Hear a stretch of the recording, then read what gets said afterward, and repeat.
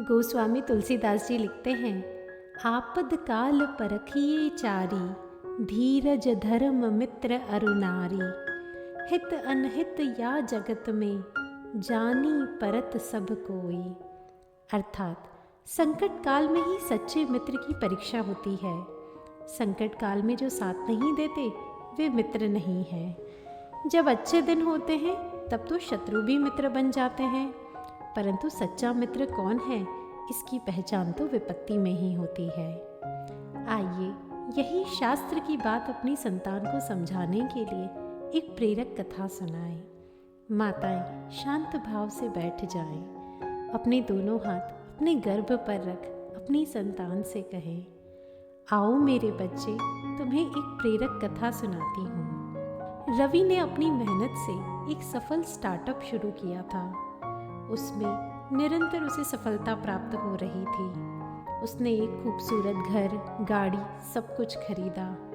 अब उसे अपने दोस्तों के सम्मुख अपनी दौलत का प्रदर्शन करने में बड़ा मज़ा आता, क्योंकि वे सभी उसका बहुत ही सम्मान और प्रशंसा करते। इन सभी में कई बार वह अपनी पत्नी व माता पिता को नज़रअंदाज करता।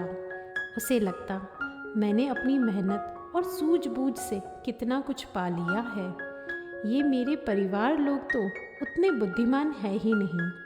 इसीलिए कई बार उनसे दुर्व्यवहार करता और उसे इस सब में कुछ गलत भी नहीं लगता था। एक दिन उसका सबसे बड़ा निवेशक पीछे हट गया और कंपनी को आर्थिक समस्याओं का सामना करना पड़ा। मजबूरी में रवि को अपनी गाड़ी बेचनी पड़ी। पड़ोसियों ने यह तुरंत नोटिस किया और धीरे धीरे कानाफूसी शुरू हो गई। अब पैसे की कमी के कारण उसके घर पार्टियों का आयोजन भी बंद हो गया। रवि ने महसूस किया कि अब उसके दोस्त परिचित सबका स्वभाव बदलने लगा है।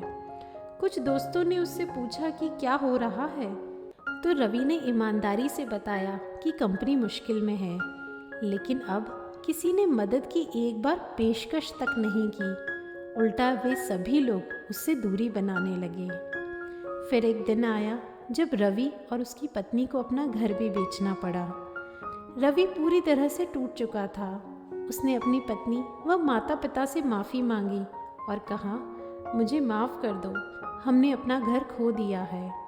उसकी पत्नी पूजा उसका हाथ पकड़ के कहती है, रवि, घर यह जगह या मकान तो है ही नहीं, घर वह है जहाँ तुम हो, और जब हम सभी साथ हैं तो हम हर मुश्किल का सामना कर सकते हैं। पूजा की बातों ने रवि को गहराई से छू लिया। उसने अपने भीतर एक नई ताकत महसूस करी। उसे एहसास हुआ कि सच्चा सहारा वही होता है जो मुश्किल समय में साथ खड़ा रहे।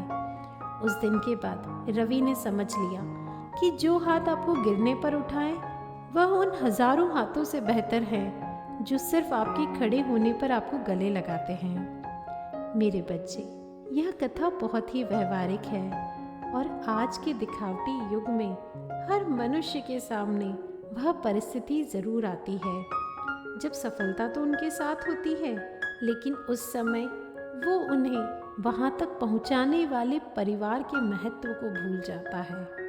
उसे पराए लोगों की प्रशंसा तो अच्छी लगती है, पर अपने बुजुर्गों की सलाह, उनकी टोका टोकी बिल्कुल पसंद नहीं आती। मेरे बच्चे, इस कथा से हमें समझना होगा कि परिवार जीवन का सच्चा साथी होता है और सुख के दिनों में हमें इन नकली मित्रों में अपने समय और पैसे की बर्बादी करने की बजाय निरंतर कैसे प्रगति कर सकते हैं, अपनों के साथ को मजबूती दे सकते हैं, इस पर विचार करना चाहिए। आशा है मैं अपनी बात तुम तक पहुंचा पाई होंगी। चलो आज के लिए इतना ही, अब तुम आराम करो। ओम शांति शांति शांति।